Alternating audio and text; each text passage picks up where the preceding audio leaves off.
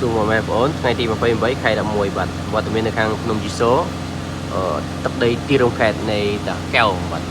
ហើយដំឡើងលើប្រភេទទៅដល់ Revo បាទឃើញបានបាទហើយតើតើនឹងការដំឡើងគឺស្អាតអត់មានធ្លាក់ខ្សែរយាយទេបាទកំពុងតែធ្វើការបង្ហាញជូនបងប្រុសតកែការ៉ាសាំងបាទកំពុងខ្ញុំបង្ហាញជូនបាទអរគុណសម្រាប់ការកម្មងនៅដល់វីដេអូពូជីដល់80កម្រិតពូជីដល់80ហ្នឹងគឺយើង guarantee ទៅលើការប្រើប្រាស់ម៉ាស៊ីនមួយឆ្នាំបាទហើយការតម្លើងទៀតសោតយើងអាចតម្លើងគ្រប់ប្រភេទឡានទាំងអស់មិនថាប្រភេទឡាននៅ warranty ផុត warranty គឺបែបណាទេចាស់ថ្មីគឺអត់មានសំខាន់ការតម្លើងប្រកបខ្សែស្អាតបាទបងប្អូនឃើញបានហើយតើតើនឹងការតម្លើងទៀតសោតគឺងាយស្រួលទេអត់ដល់ចំណាយអត់ដល់កន្លះម៉ោងដោយសារថ្ងៃនេះយើងមកបាន2នាក់បាទបូករួមទាំងខ្ញុំដែរ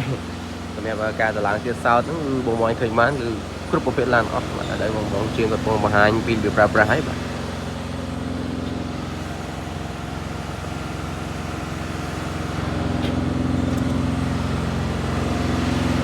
ហើយសប្តាហ៍នេះយើងកំពុងតែជ្រើសរើសដំណឹងចែកចាយទូទាំងប្រទេសផងដែរបើថាបងចង់ខ្លាចជាដំណឹងចែកចាយអាចតំណងយើងបាន